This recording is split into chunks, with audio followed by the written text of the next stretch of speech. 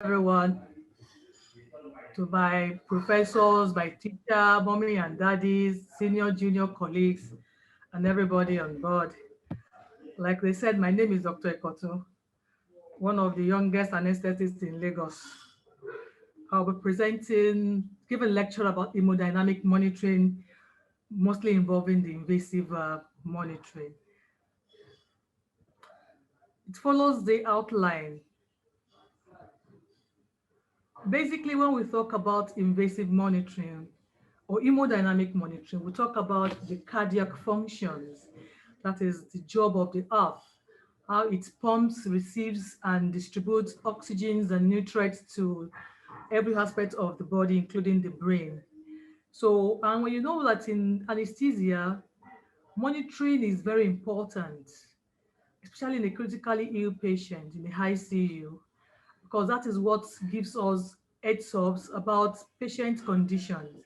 Either patient is improving or deteriorating.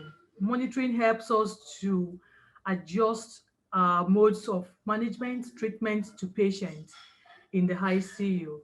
Even in the theater operating room, our monitors helps us to determine the next step of line of actions in each patient that we anesthetize in the theater. So critically ill patient, it requires continuous assessments of their cardiovascular system in order to diagnose and manage the complex medical conditions that we see in them. Monitoring of arterial blood gas, arterial blood pressure is a mainstay of hemodynamic monitoring acutely or critically ill patients. So close monitoring of blood pressure is of great importance to detect and treat hypotension and hypertension early. And both hypertension and hypertension, they can impair the function of the vital organs, such as the heart, the brain, and the kidneys. So heart function, like I said, is the main focus of hemodynamic studies. And hemodynamic pressures monitoring provides information about blood volume, fluid balance, and pumping effect of the heart. So we start with the types of hemodynamics monitoring. Like I said, we have the intra-arterial blood pressure, central venous pressure, and pulmonary artery pressure monitoring. Those are the three major invasive monitoring that we do using the heart. So invasive hemodynamic monitoring helps in early detection, identification, and treatment of life-threatening conditions. Example like in cardiac tamponade, when the heart has fluid or blood in it, it restricts its contracting functions, and hence patients can go into cardiac arrest if not treated immediately. So invasive hemodynamic monitoring also help us in evaluating the effectiveness of the cardiovascular functions, such as the cardiac output and the cardiac index. What are the indications for invasive monitorings? We have the cardiac, because like I said, when you talk about invasive monitoring, we're talking about the act functions. So we have the cardiac and the non-cardiac. The cardiac are like intraoperative and post-operative monitoring of patients that are undergoing cardiac surgeries, patients with myocardial infarction with acute right or left ventricular failure, patient with refractory myocardial pain, and patient with cardiac tamponade. The non-cardiac indications like pulmonary edema of uncertain origin, acute respiratory failure, a need to evaluate for fluid status and guide for fluid resuscitation, especially when you're doing the surgery that the large shift of fluid, or patient that is in hypovolemic shock and you need to monitor the fluid therapy in them, and you want to put a central venous catheter on board to help you to evaluate the fluid status and resuscitation.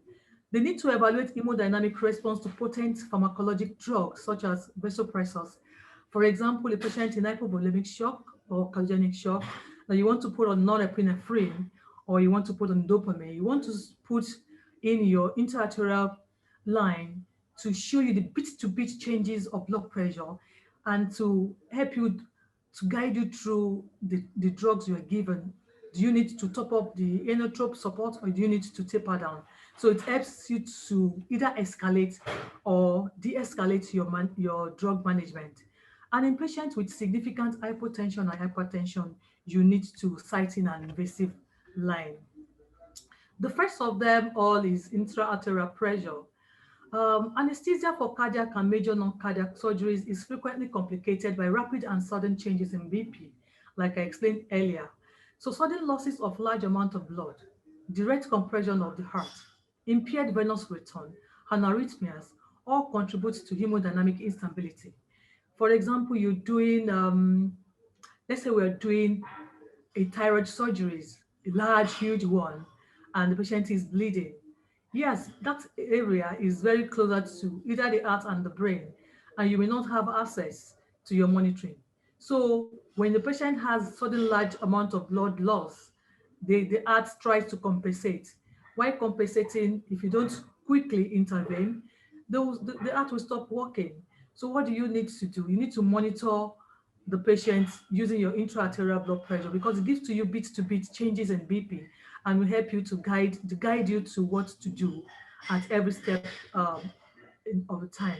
So therefore, a safe and reliable method of measuring acute changes in blood pressure is indispensable. Direct intra-arterial monitoring remains the gold standard, providing a continuous beat-to-beat indication, real-time information of the arterial blood pressure and the waveform.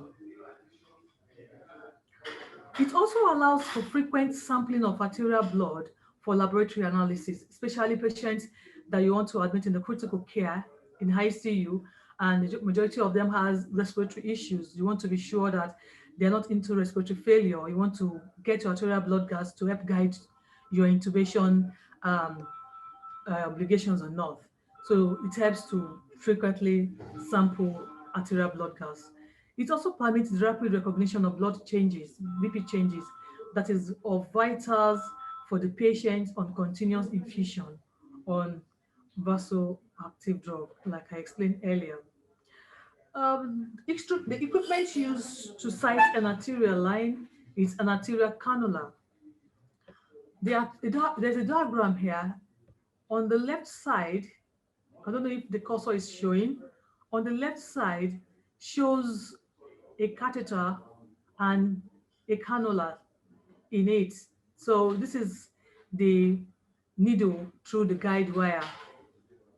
It has the guide wire and the catheter together.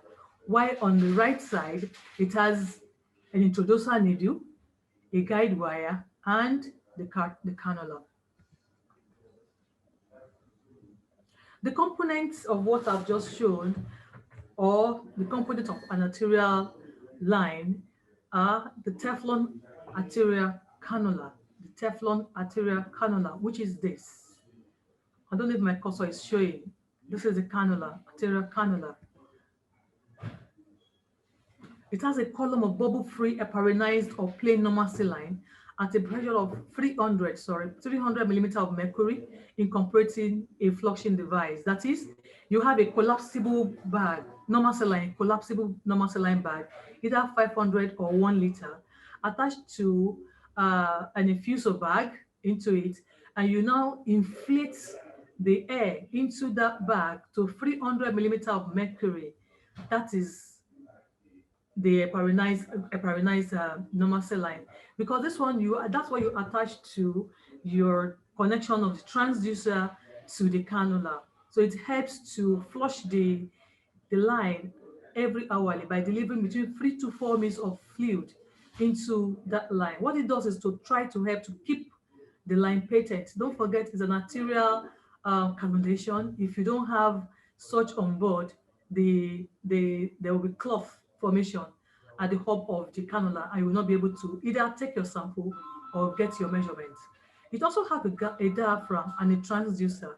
The mechanism that it entails is like what I've just described: a saline column up with a transducer, a Western bridge circuit that helps to transmit information into the monitor. This is the diagram here that I just said, the mechanism. This is a pressure bag with the collapsible saline. This is a transducer here, the flushing device, and it has a Western bridge on board, and it helps to connect the fluid to the cannula, and the interpretation of what is being gotten is on the screen. What are the indications for intra-arterial blood pressure monitoring?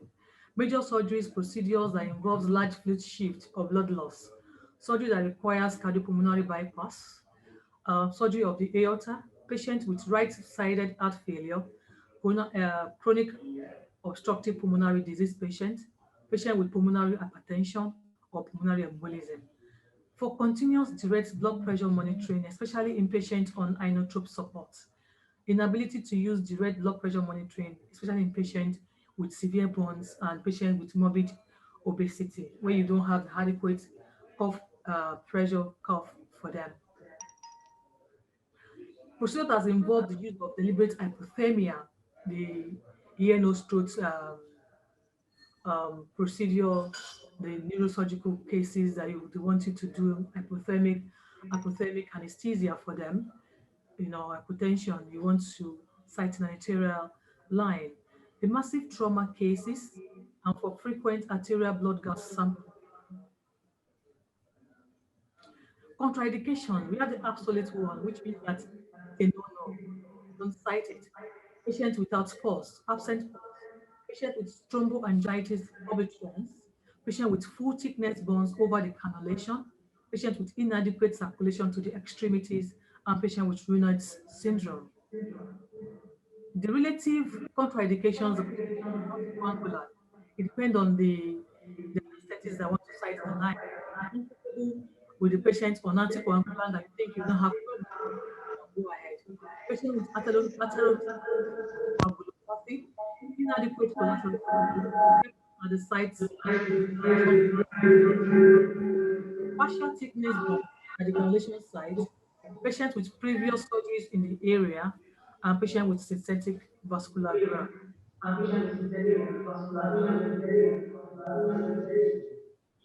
The sites where we can put in intra-arterial pressure, there are multiple areas.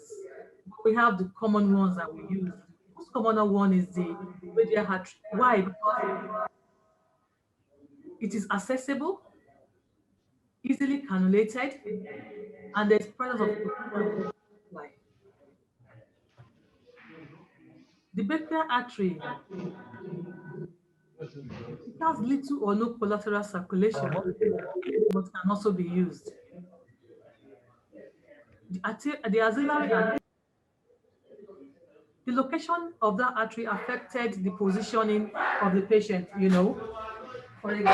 For example, when the patient moves the hand, tries to put the hands to abduct the hand, it will affect the axillary artery. Femoral artery is another artery that we can use, but there is increased risk of infection and hematoma formation. And when you have such bleeding, there is inability to control the bleeding. Dorsalis pedis and posterior tibial arteries, they are not used in patients with vascular peripheral vascular disease cases. What are the methods of arterial line insertion?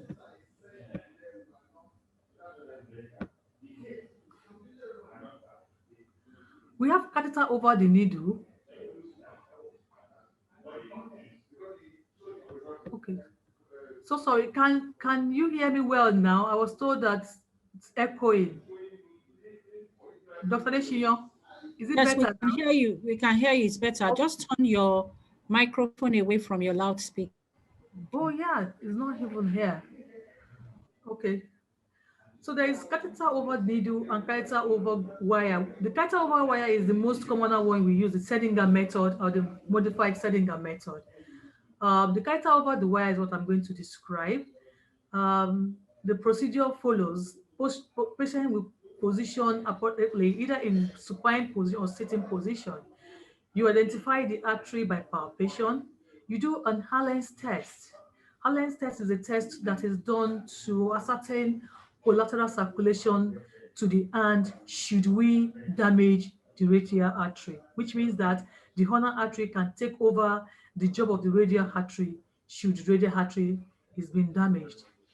We wear a sterile glove. We clean the area with povidone iodine and chlorhexidine, and the technique could be either direct or you can use an ultrasound guidance to help out.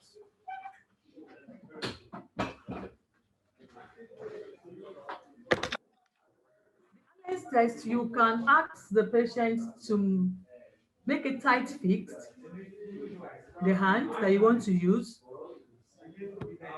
After making the tight fist, you occlude both artery and ask the patient to release the palm. You'll see a blanched palm.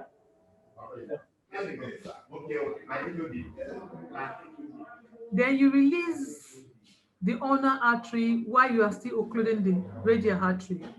In few seconds, you should see like a palmar erythema on the palm of that patient, flushed of red blood, showing a collateral circulation with the ulnar artery.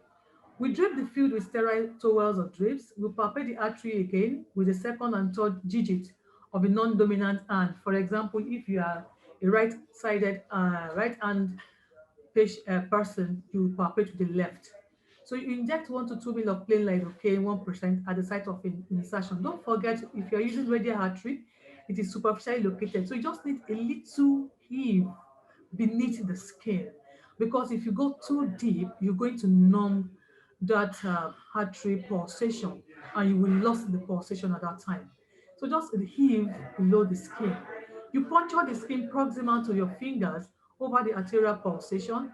You advance the needle at a 30 to 45 degree to the skin towards the pulsation, and your bevel must be facing up, because if your bevel of the needle faces down, you may miss that flush of blood needed to come out at the hub.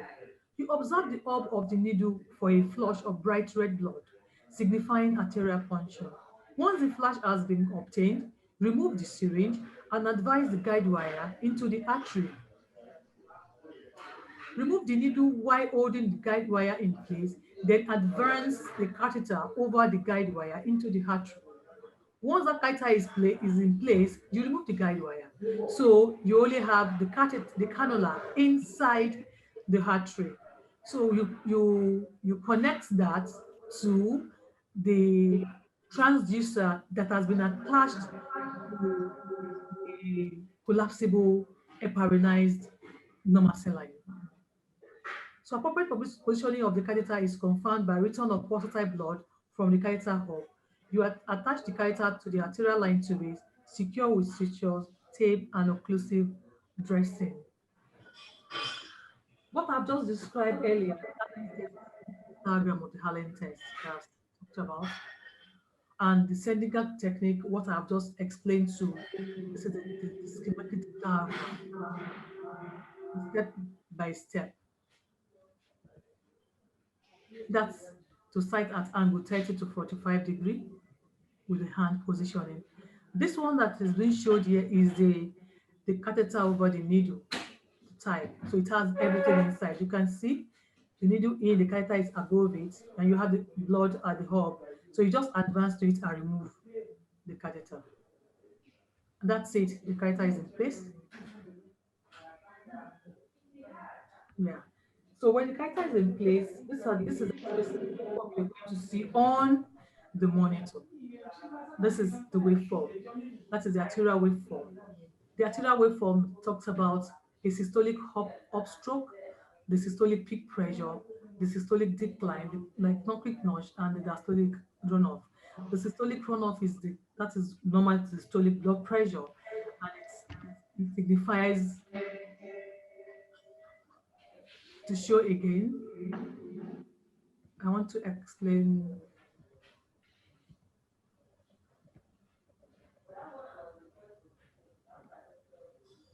So it signifies the contractility effect of the heart, the myocardium.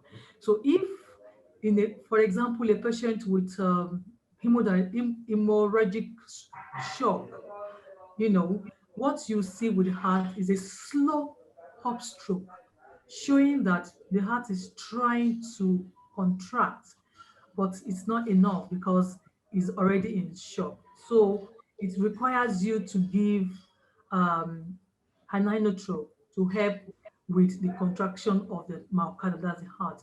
And when you do that, you will see a nice steepward upstroke of the waveform, showing a positive response to your drugs.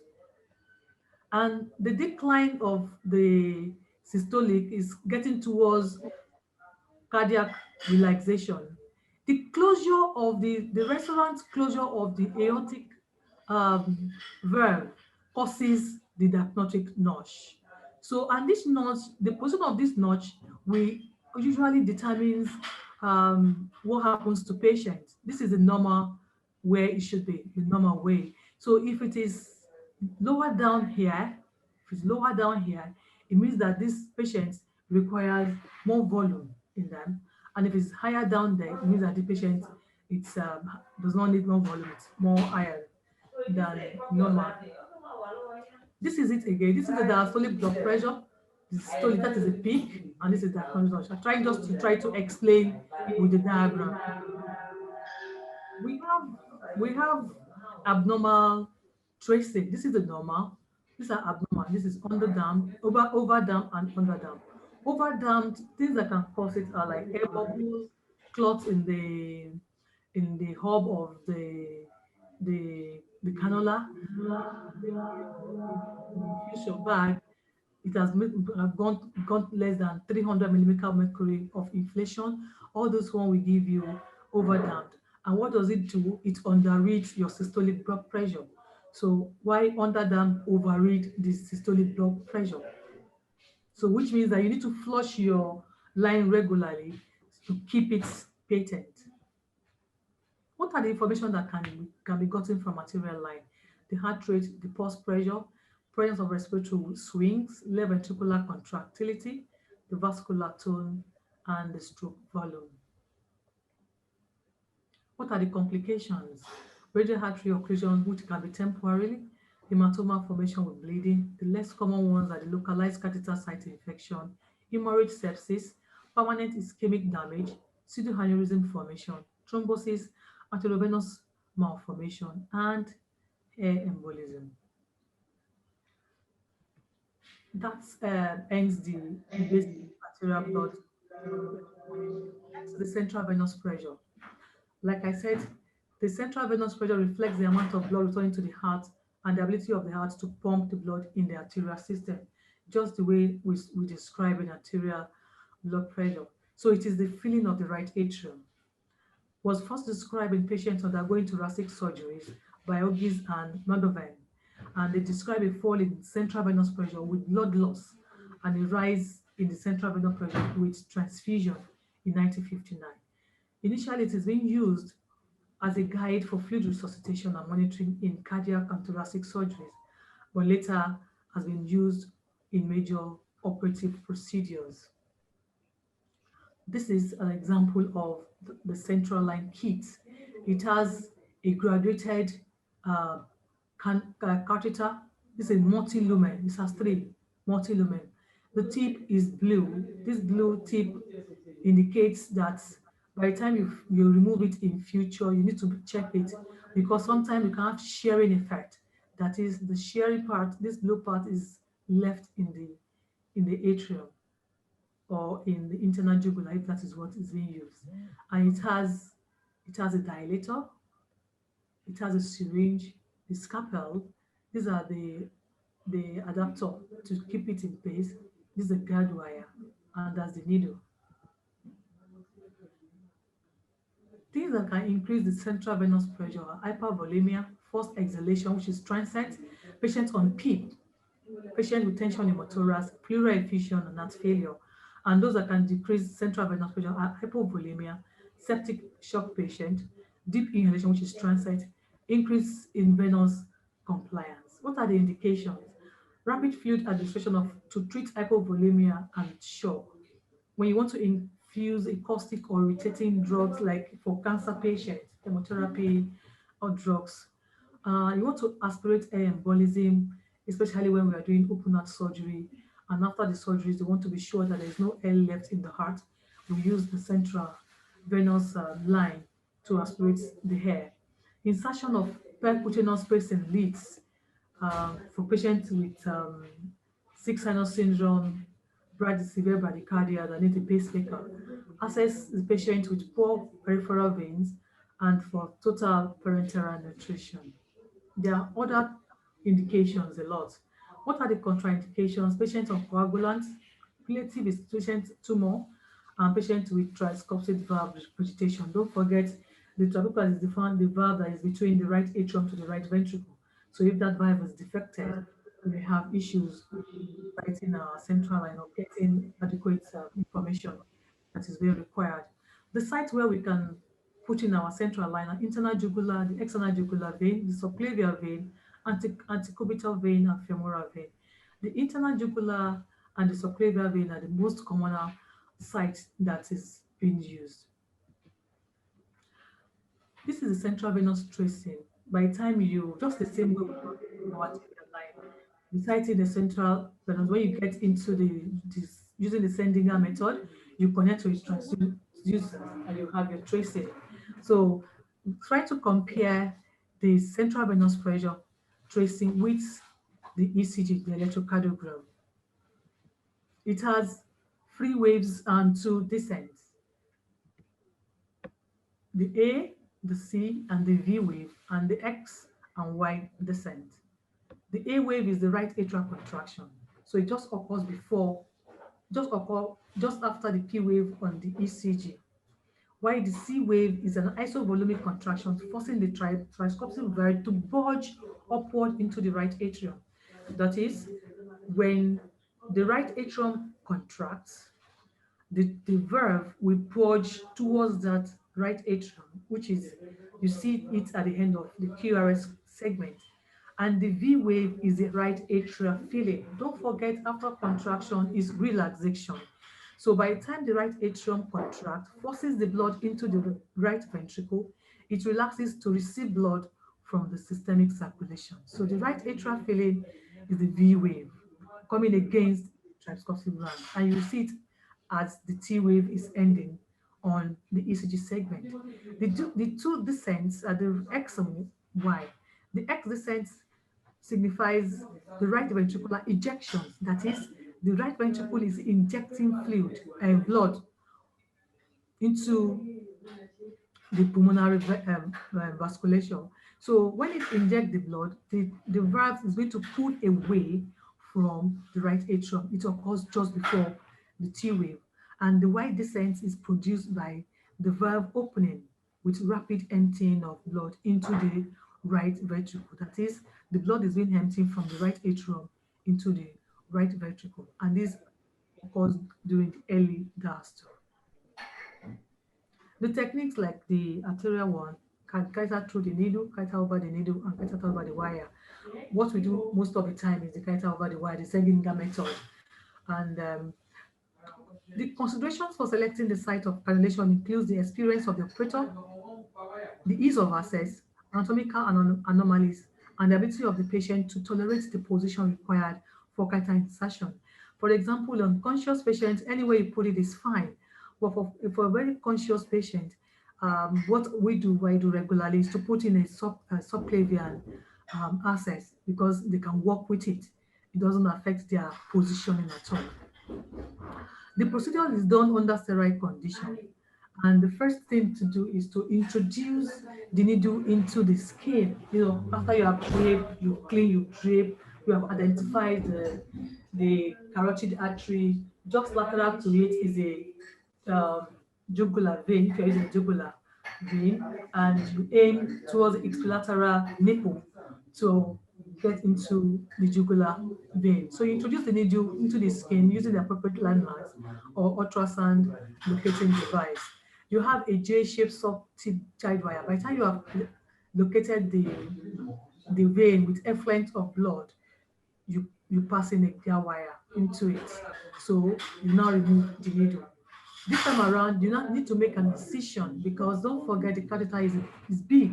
So you make an incision with a scalpel and use a dilator over that wire to make a tract through that skin to the subcutaneous tissue. You withdraw it and then you railroad the catheter over the guide wire to its final position. So by the time you do that, you remove the guide wire, there should be free flow of blood from that open port, and you need to Make sure that the 3 port or whichever lumen you are using is tested by aspirating blood from each of those ports, and you flush with saline or a heparinized solution. The ports are sealed with a cap to prevent air from entering the heart, and the catheter is being secured onto the skin, covered with sterile dressing. A chest X-ray can be done immediately after the procedure to be sure of the correct placement of the catheter, and should we have any complications like pneumothorax to hemothorax, we will be able to detect it. What are the complications? We have pneumohemothorax, is about 2 to 10% in subclavian vein and 1 to 2% in internal jugular vein. Then we have arteriovenous fistula formation, embolism. If you don't close the hub of the catheter, you can introduce air into the heart, so you have air embolism. You can puncture the artery, especially if you are doing the internal jugular or the femoral artery with hematoma formation. We can puncture the trachea in an inexperienced person doing it using the internal jugular approach. We can damage the nerve, especially the brachial plexus injury. Catheter can shear, like I said the other time, the tip catheter shearing, infection, sepsis, and you can have catheter-related venous thrombosis. Briefly, we quickly talked about the pulmonary artery pressure. It's also known as swangaz. It was introduced into the practice in operating room and intensive care in the 70s, and it quickly became common for patients undergoing major surgeries. What are the indications? Ischemic heart disease, cardiogenic shock, and right ventricular failure. Sepsis and septic shock, adult respiratory distress syndrome, oliguria, and unexplained hypotension.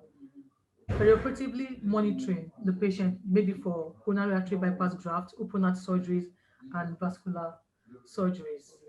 We have absolute contraindication. Patient with severe tricuspid pulmonary stenosis. Don't forget, the PA catheter needs to pass through, just like central line, pass through internal jugular vein or subclavian vein into the right atrium. It has to pass through the tricuspid valve into the right ventricle and go through the pulmonary valve into the pulmonary vessel. So if we have any of the cough, any of the valve either stenosed, we will not be able to put in a PA catheter. So patients with right atrial or right ventricular mass, the catheter will not be able to pass through. And patients with etiology of Fallot. Relative contraindications are like severe arrhythmias, left bundle branch block, newly inserted pacemaker, and patient with severe coagulopathy. Site of insertion. It is either internal jugular vein or subclavian vein. The techniques is the same way as the central venous pressure, just the same way, using the Sendigan method. So, but prior to insertion, you need to check the PA catheter because it's like a 180 centimeter long catheter with multiple lumen. So you inflate the balloon to check for the balloon ports, which are the distal port here, and you irrigate all the vascular lumen in it. A better picture, this is a commoner one that we use. This edge one here can be used as a thermistor, and the other the blue one, and the yellow one is the one that measures the PA pressure, and you can use the other two ones for fluid and drugs infusion. The component of the swangers usually is four ports.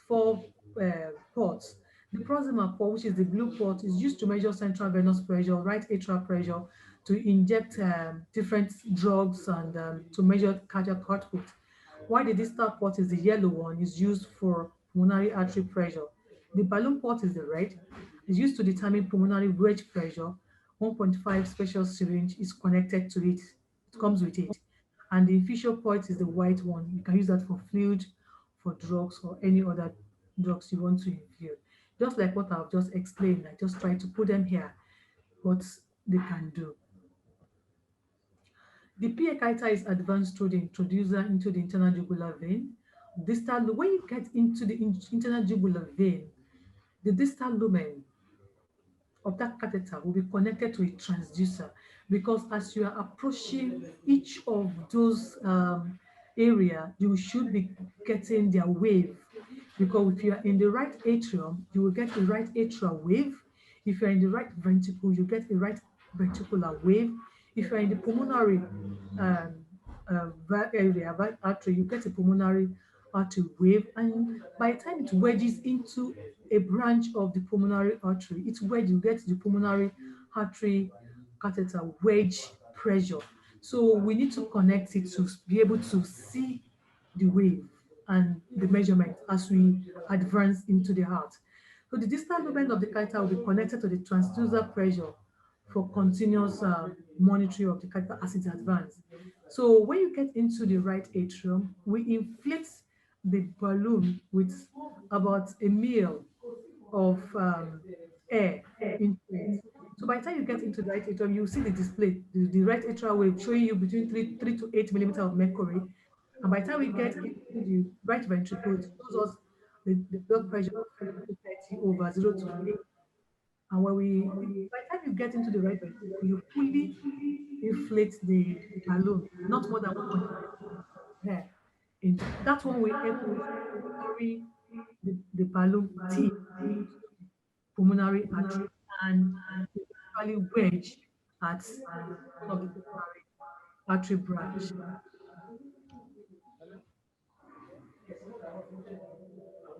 By the time we get the wedge pressure, we deflate the balloon so that it can float back into the pulmonary artery. Because if you forget to do that, it can rupture the branch of pulmonary artery. This is the catheter. You can see how long it is, showing all the parts.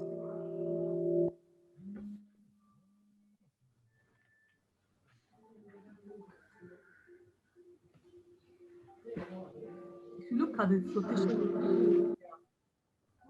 the right atrial pressure, this is the diagram. The ventricle. Is it from there or from here? No, I'm trying to really sort it out. I have nothing here to show. Is it better now?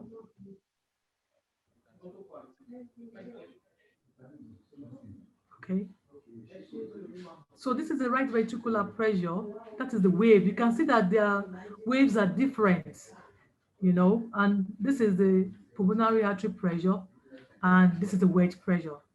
So when we look at the diagram of the PA, you can correlate it with the ECG. What are the parameters that can be gotten from PA pressure? We can get the cardiac output using the thermodilution method. I showed the thermostat. This is the thermistor here that can be used to monitor cardiac output. We can get the mixed venous oxygen saturation, central venous pressure, right atrial pressure, right ventricular pressure, pulmonary capillary wedge pressure, cardiac index, stroke volume and stroke volume index, systemic vascular resistance, pulmonary vascular resistance, and we can get blood temperature and the degree of shunt. The complications can be due to catheter passage and advancement and due to the presence of pulmonary artery. In the catheter passage and advancement, we can have arrhythmias, heart block, clotting, kinking, valvular damage, and perforation of the pulmonary artery vessels. And we can have thrombosis, pulmonary artery rupture, infection, balloon rupture, pulmonary infarction, valvular damage, and arrhythmias due to the presence of the balloon in the pulmonary artery.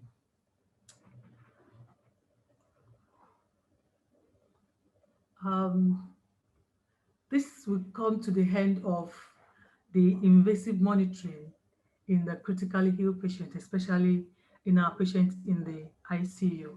Thank you.